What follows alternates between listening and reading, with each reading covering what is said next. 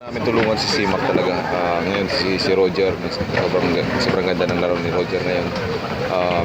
As lang talaga yung mga Locals lang maging consistent lang sa mga maganda sa every game. Kasi nga, championship naman, finals to eh. Right now talaga ako yung kahit di na nasabihin, ako talaga na ako yung may inaako ko yung mali ko ngayon. Di ako napag-contribute. Ano lang yung naging reaction sa press? Pero wala namang injury or sakit or ayoko wala akong masabi diyan, pero di ko pwede rason yan eh. Sa sobrang dami na nangyari sa akin, di ko marason yan. Sama talaga tulog ko ngayon. Sabi ko nga sa kanila na hindi araw-araw Pasko eh, sama yung tulog ngayon. Sabi ko sa inyo, ang ganda ng tulog ko nung last game.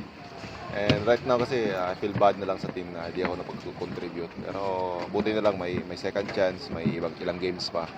And makakabawi pa naman. Gano'ng kahirap yung biglang bumulusok na yung Nebra nung first quarter? Talagang pwesa kayo mag-abol na rin. Oo, ganun.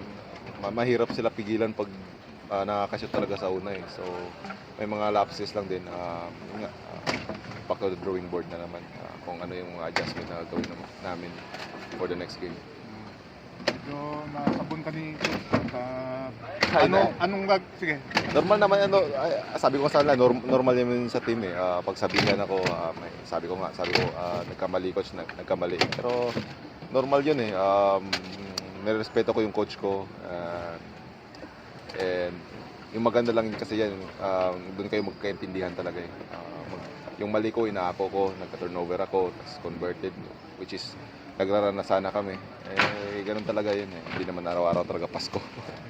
Gaano mo gagamitin itong struggles mo, then nga, na makabawi ka for game number? Adjust lang. Buti nga lang, sabi ko buti may next game pa. Kung last game to, di ba? Yun yung pinakamasama. Buti may next game pa para mag-adjust.